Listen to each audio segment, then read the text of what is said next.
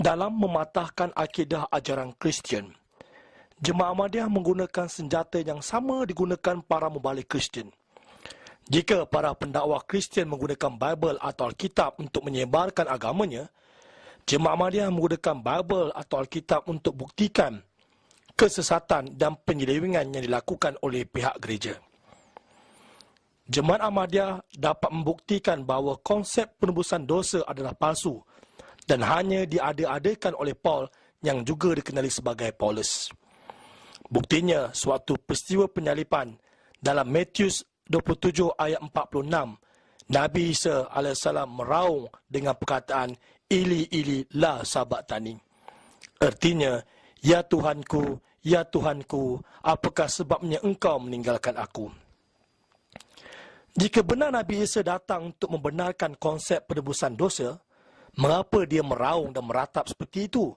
Seharusnya beliau harus gembira kerana dapat memenuhi misi yang diinginkan oleh Tuhan. Sebenarnya, Nabi Isa adalah penerus syarat Taurat, amat mengetahui orang yang mati di tiang salib adalah terkutuk bagi Tuhan Allah. Kitab Ulangan 21 ayat 23. Disebabkan itu beliau tidak mau mati di tiang salib. Ratapan Nabi Isa ini membuktikan beliau sendiri tidak mengetahui mengenai konsep penebusan dosa. Tapi ajaran ini diada-adakan oleh Paul selepas itu. Satu lagi bukti mematahkan kepercayaan tiang salib ialah dalam Matius 15 ayat 24. Nabi Isa berkata, tidaklah aku disuruh kepada yang lain, hanya kepada segala domba yang sesat daripada Bani Israel. Jelaslah di sini Nabi Isa diutus untuk Bani Israel. Dan Al-Quran memperjelaskan status kenabian Nabi Isa AS, iaitu sebagai Rasul kepada Bani Israel. Surah Al-Imran ayat 49. Bayangkanlah betapa tersesatnya umat Kristian kerana para mubaliknya bertebaran di seluruh pelosok dunia melaungkan kenyataan bahawa Nabi Isa AS sebagai anak Tuhan dihidup bersama Tuhan di langit. Dan Jesus Christ itu adalah juru selamat yang akan turun kembali ke bumi. Dan cintailah dia kerana dia sanggup mati di tiang salib bagi menebus dosa-dosa manusia. Persoalan yang timbul ialah bagaimana berdua dalam keadaan umat Islam yang juga percaya bahawa Nabi Isa itu hidup di atas langit. Sedangkan Nabi Isa dikatakan hanya untuk Rasul bagi Bani Israel dalam surah Al-Imran ayat 49. Selain itu, para ulama Kristian sering menafikan nubuatan atau kabar gembira yang diberikan Allah SWT mengenai kedatangan seorang Nabi yang lebih agung dan lebih mulia, iaitu Nabi Muhammad SAW seperti mana yang diperkatakan di dalam Bible. Allah Ta'ala memberikan kabar suka ini untuk memudahkan mereka mengenali utusannya. Dalam perjanjian lama bab Ulangan 18:18, tercatat, seorang Nabi akan kubangkitkan bagi mereka dari antara saudara mereka. Seperti engkau ini, aku akan menaruh firmanku dalam mulutnya dan dia akan mengatakan kepada mereka segala yang kuperintahkan kepadanya. Para ulama Kristian menolak ayat Ulangan 18:18 ini merujuk kepada Nabi Muhammad SAW. Kerana mereka tidak mempercayai ada Nabi selepas Nabi Isa AS. Perkataan seperti mana engkau ini adalah merujuk kepada seorang Nabi yang akan menyamai seperti Nabi Musa.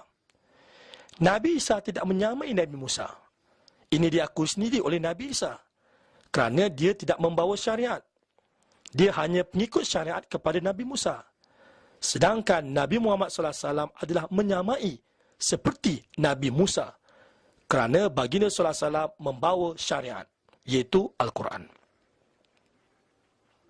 Kedua, perkataan kubangkitkan bagi mereka dari saudara mereka. Nabi yang dijanjikan dalam ayat ini adalah dari kalangan saudara kepada Bani Israel. Hal ini jelas merujuk kepada saudara kepada Nabi Isa, iaitu Nabi Ismail. Kedua-dua Nabi ini adalah daripada keturunan yang sama, iaitu keturunan Nabi Ibrahim.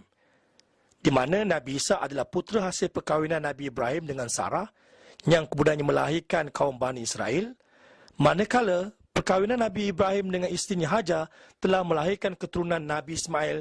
Daripada sinilah keturunan Rasulullah SAW dilahirkan.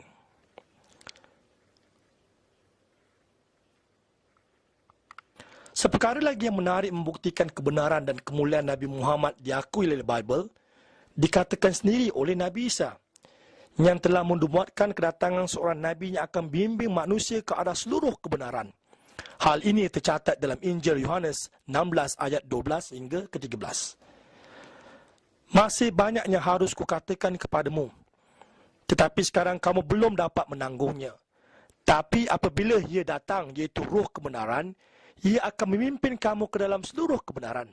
Sebab ia tidak akan berkata-kata dari dirinya sendiri, tapi segala sesuatu yang didengarnya, itulah yang akan dikatakannya. Dan ia akan memberitakan kepadamu hal-hal yang akan datang. Kata-kata Nabi Isa ini selari dengan kenyataan Al-Quran mengenai Nabi Muhammad SAW. Ucapannya tiada lain hanyalah wahyu yang diwahyukannya. Dalam surah Najm ayat 4. Persamaan ini bukan sekadar kebetulan saja, tapi Allah SWT telah memberi kabar suka melalui kitab-kitab suci terdahulu agar umat manusia dapat mengambil manfaatnya. Inilah sifat Allah SWT dan sunnatullahnya yang tidak ada perubahan, yang sentiasa memberi kabar gembira kepada umat manusia dengan mengutuskan utusannya untuk membimbing mereka.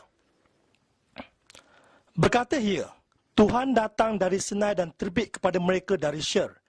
Ia tampak bersinar dari pegunungan Paran dan datang dari tengah-tengah puluhan ribu orang yang kudus. Di sebelah kanannya tampak kepada mereka api yang menyala.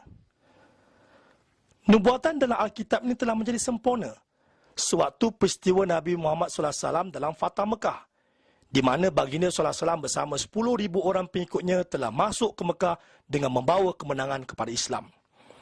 Gunung Paran dalam bahasa Arab disebut Faran, yang merujuk nama-nama bukit dan kawasan padang pasir yang terletak di antara kota Mekah dan Madinah. Di dalam Holy Bible, tiang api diterjemahkan sebagai fairy law, yang bererti syariat yang bagai api.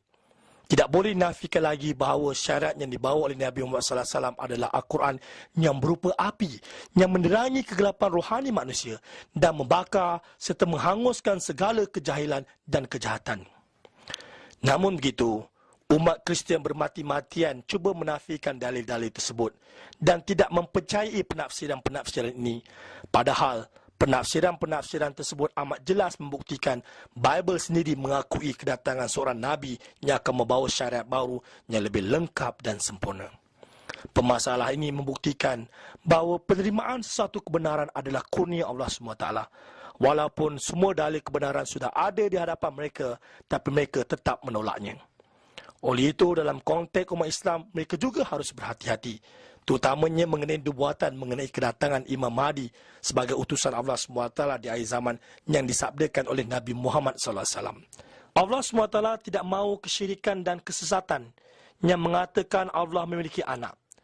Atas dasar itu, Allah SWT menubuatkan tugas Imam Mahdi adalah mematahkan salib, iaitu membuktikan bahawa Nabi Isa itu bukan anak Tuhan dan tidak hidup di langit bersama Tuhan.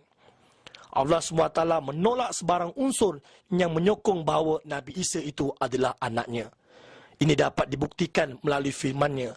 Hampir-hampir saja langit pecah kerana ucapan mereka itu, dan bumi terbelah, dan gunung-gunung juga runtuh kerana mereka mengatakan Allah yang pemurah itu mempunyai anak. Surah Maryam 90-91. Yang pasti kedatangan Imam Mahdi adalah penerus syariat Rasulullah SAW. Sama seperti Nabi Isa penerus syariat Nabi Musa AS. Dan Imam Mahdi tidak membawa syariat baru. Jika direnungkan lebih mendalam, nampaknya Allah SWT akan menggenapkan tugas Imam Mahdi di abad ini kerana memiliki teknologi yang tinggi.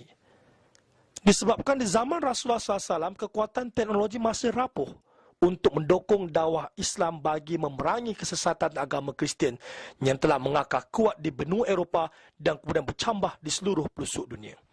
Tetapi, abad ini kemajuan media massa seperti bidang penyiaran dan internet akan memudahkan proses dakwah Islam untuk menembus semua tembok dan dinding serta menjala ke seluruh pelosok dunia bagi melenyapkan kesesatan dan kesyirikan umat manusia.